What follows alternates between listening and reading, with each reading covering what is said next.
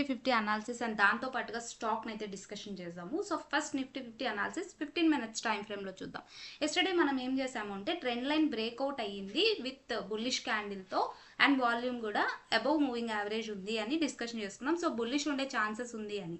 So ఈరోజు 0.05% మనకి ఒకసారి అబ్జర్వేషన్ చేస్తే మనకి రేపటి సినారియో ప్రకారం ఈ రోజు హై అండ్ లో అనేది చాలా ఇంపార్టెంట్. బికాస్ ఒకటే రేంజ్ లోనే మనకి కన్సాలిడేషన్ అవుతూ ఎటు సైడ్ అటు కానీ ఇటు కానీ ఎటు మూమెంటం అనేది చేయలేదు మనకి. కాబట్టి రేపు ఈ రోజు హై అండ్ లో ఇంపార్టెంట్. రేపు ఒకవేళ మనకి గ్యాప్ అప్ అయింది 24,673 అనేది ఈ రోజు ఫామ్ అయిన హై. సో దీనికన్నా మనకి హై ఓపెన్ అయింది అంటే 24,783 అనేది ఫస్ట్ టార్గెట్ అవుతుంది యాజ్ పర్ మన ట్రెండ్ లైన్ ప్రకారం. ఇవన్నీ కూడా లెర్నింగ్ అండ్ ఎడ్యుకేషన్ పర్పస్ కోసం మాత్రమే మీ ఓన్ అనాలిసిస్ చేసుకొని ఎంట్రీ తీసుకోవాల్సి ఉంటుంది.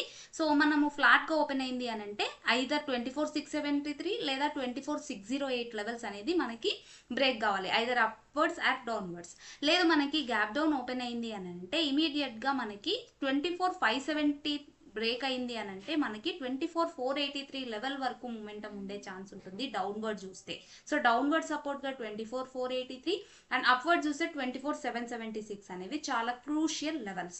సో మనము స్టాక్ని డిస్కషన్ చేసుకున్నట్టయితే ఎగ్జాక్ట్గా మనకి 1 డే టైం ఫ్రేమ్లో ఒక స్టాక్ని డిస్కషన్ చేసుకుందాం. సో ఈరోజు మనం డిస్కషన్ చేసుకోబోయే స్టాక్ ఏది అంటే TVS motor company limited stock. So ఇది మనకి మంత్లీ టైం ఫ్రేమ్లో మంచి బ్రేక్అవుట్ అయితే వచ్చింది. సో ఇది పుల్ బ్యాక్ వచ్చే వరకు వెయిట్ చేయాలి. 3,996 లెవెల్ అనేది చాలా చాలా ఇంపార్టెంట్. సో ఈ లెవెల్ దాటాక మనం దీంట్లో ఎంట్రీ తీసుకోవాల్సి ఉంటుంది. కాబట్టి దీన్ని వాచ్ లిస్ట్లో యాడ్ చేసి పెట్టుకోండి. పుల్ బ్యాక్ వచ్చినప్పుడు మాత్రమే ఎంట్రీ తీసుకోండి బికాజ్ ఇది ఆల్ టైమ్ హైలో ఉంది స్టాక్.